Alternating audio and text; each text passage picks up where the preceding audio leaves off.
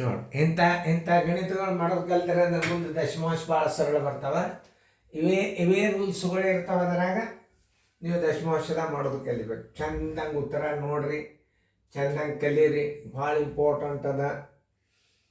ಮಾಡೋದಾತಂದ್ರೆ ನೋಡ್ರಿ ಇಲ್ಲ ಹಚ್ಕೊಡ್ರಿ ಹೆಂಗೆ ಮಾಡ್ತಂದು ಎಲ್ಲರೂ ಬೋರ್ಡ್ ಕಡೆ ನೋಡ್ರಿ. ಈ ಕ್ರಿಯೆಗಳು ಬಂದ್ರೆ ಸರಳೀಕರಣಗಳು ನಿಮ್ಗೆ ಭಾಳ ಸರಳ ಬರ್ತಾವೆ. ಮುಂದೆ ಭಾಳ ಮೊದಲು ಈಗ ಇದ್ರ ಹಿಂದಿನ ಸರಳೀಕರಣಗಳು ಭಾಳ ಬಿರಿಯವು. ಯಾಕೆ ಬಿರಿಯವ ಅಂತ ಇನ್ನೂ ಭಾಳ ಬಿರಿ ಆಗ್ತವೆ. ಯಾಕೆ ಅನುಕ ನಂಬರ್ ಮೇಲೆ ನಿಮಗೆ ಇನ್ನೂ ಸರಳೀಕರಣಗಳಾಗಿಲ್ಲ. ಈಗ ನಿಮಗೆ ಸುಮ್ಮ ಬೇಸಿಕ್ ತಿಳಿಸ್ಲಿಕ್ಕೆ ನೋಡ್ರಿ. 2 15 ಭಾಗಿಲೆ 3 ಮೈನಸ್ 3 ಪ್ಲಸ್ 15 ಪ್ಲಸ್ 4 ದೊಡ್ಡ ಕಾಸ್ 2 ಗುಂಡ್ಲೆ 3. ಯಾವುದೇ ಬೇಕಾದ ಕ್ರಿಯೆಗಳ ಮೊದಲ 2 ಇದು ಗುಂಡ್ಲೆ ಇದಕ್ಕೆ ಚೆಂದಿಲ್ಲ. 3 5 ಮೈನಸ್ 3 ಪ್ಲಸ್ 15 ಪ್ಲಸ್ 4 ಗುಂಡ್ಲೆ ಇದಕ್ಕೆ ಚೆಂದಿಲ್ಲ 6. ಗುಣಾಕಾರ ಕ್ರಿಯೆ 2 5 10 ಮೈನಸ್ 3 ಪ್ಲಸ್ 15 ಪ್ಲಸ್ 6 4 24. ಈ ಗುಣಾಕಾರ ಕ್ರಿಯೆ ಒಮ್ಮೆ ಮಾಡ್ಕೋಬೋದು. ಇದರ ಪ್ಲಸ್ ಯಾವ ಮೈನಸ್ ಯಾವ ಇದು ಪ್ಲಸ್ 10 ಪ್ಲಸ್ 15 ಪ್ಲಸ್ 24 ಮೈನಸ್ 3 5 4 9 5 4 9 2 3 4 49 49ರ 3 ಹೋದ್ರೆ 46. ಎ ಆನ್ಸರ್ ಎಷ್ಟು? 46 ಎ. ನೋಡಿ ಇಂಥ ಗಣಿತಗಳು ನಾವು ದೂರ ಸರಿದಾಗ ನೀವು ಪ್ರಯತ್ನ ಮಾಡಬೇಕು. ನೋಡ್ರಿ ಮುಂದೆ ನಿಮಗೆ ದಶಮಾಂಶಗಳನ್ನು ನೀವು ಕಲ್ತೀರಿ ಅಂದರೆ ಬೇಕಾದಂಥ ಲೆಕ್ಕಗಳನ್ನು ಸಹಿತ ನೀವು ಮಾಡ್ಬೋದು. ಇದು ಭಾರಿ ಬೆಸ್ಟ್ ಅನುಕ ನಂಬರ್ ಇದು. ನೋಡ್ರಿ ನಾ ತಿಳಿಸ್ತೇನೆ ನೋಡ್ರಿ. ಹಾಗೆಲ್ಲ ಮಾಡೋದು 30 ಪ್ಲಸ್ 6 ಭಾಗಿಲೆ 18 ಭಾಗಿಲೆ 3 ಪ್ಲಸ್ 5 ಗುಂಡ್ಲೆ 3 ಪ್ಲಸ್ 2. ಈಗ ಯಾವುದೇ ಮೊದಲ ಕ್ರಿಯೆ ದೊಡ್ಡ ಕಾಸ್ ಮೊದಲು ಬಿಡಿಸ್ಕೋಬೇಕು. 30 ಪ್ಲಸ್ 6 ಭಾಗಿಲೆ 3 6 18 ಪ್ಲಸ್ ಈಗ 5 ಗುಂಡ್ಲೆ 3 ಪ್ಲಸ್ 2. ದೊಡ್ಡ ಕಾಸ್ ಮೊದಲ 30 plus 6 ಭಾಗಿಲೆ 6 plus 15 plus 2. 30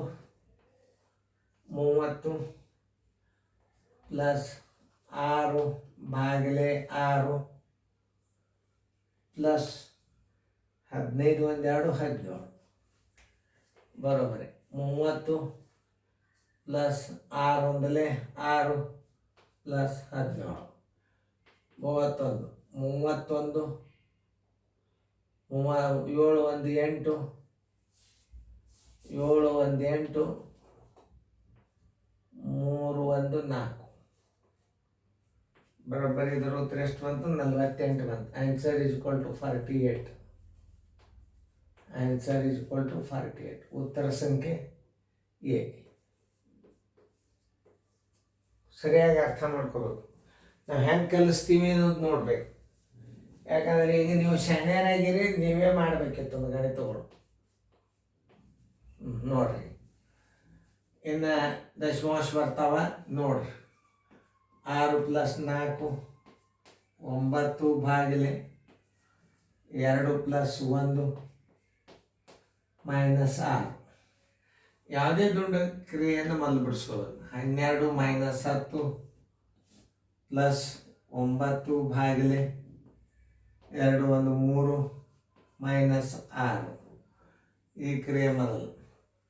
12 minus 10 plus 3 3 9 minus 6 minus ಒಂದು ಕಡೆ. 12 ಪ್ಲಸ್ 3 ಮೈನಸ್ 10 -6. 12 1 3 15 -16 equal to -1. -1 ಎಲ್ಲಿದೆ ನೋಡ್ರಿ ಉತ್ತರ. -1 ಉತ್ತರ ಸಂಖ್ಯೆ ಬಿ.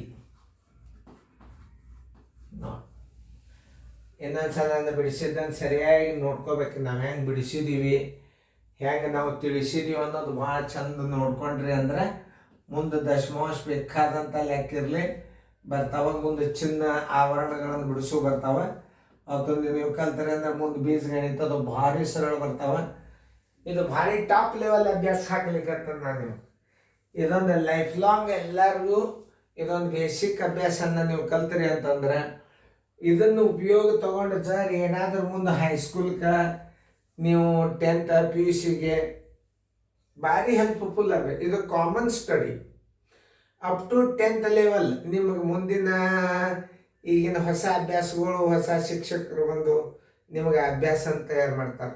ಇವೆಲ್ಲ ಬ್ಯಾಂಕಿನೊಳಗೆ ಎಕ್ಸಾಮ್ದಾಗ ಬೀಳ್ತಿರ್ತಾವೆ, ಸೈನಿಕ್ ಸ್ಕೂಲ್ನಾಗ ಬೀಳ್ತಿರ್ತಾವೆ, ನವೋದಯದಾಗ ಬೀಳ್ತಿರ್ತಾವೆ, ಮಿಲಿಟ್ರಿ ಸ್ಕೂಲ್ನಾಗ ಬೀಳ್ತಿರ್ತಾವೆ, ಕೇಂದ್ರಾಡಳಿತ ಪ್ರದೇಶದ ಕೆಲವೊಂದು ಎಕ್ಸಾಮ್ ಅವ.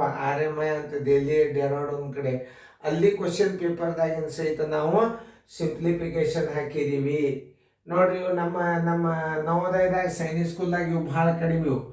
ಅಲ್ಲಿ ನೀವು ಡೆಹ್ರಾಡೂನ್ದೊಳಗೆ ಅಲ್ಲಿ ಸ್ಕೂಲ್ಗಳು RMS ಅಂತಂತ ಇರ್ತಾವೆ, ಮಿಲ್ಟ್ರಿ ಸ್ಕೂಲ್ಗಳು. ಆ ಮಿಲ್ಟ್ರಿ ಸ್ಕೂಲ್ದಾಗಿನ ಗಣಿತಗಳು ನಂಗೆ ಒಂದು ಕ್ವಶನ್ ಪೇಪರ್ ಬಂದಿತ್ತು.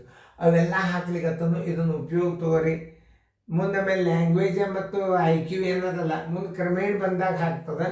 ಯಾಕಂದ್ರೆ ಈಗ ಅಭ್ಯಾಸ ಕವರ್ ಮಾಡಿ ನಿಮಗೆ ರೆಗ್ಯುಲರ್ ಜೂನ್ದಿನ ಕ್ಲಾಸ್ ನಿಮ್ಗೆ ಅಭ್ಯಾಸ ಚಾಲು ಅದು ಅಂದ್ರೆ ಇವು ನಾವು ಅದನ್ನು ಮಾಡ್ಕೋತ ಕೂಡ್ಲಿಕ್ಕೆ ಬರ್ತದೆ.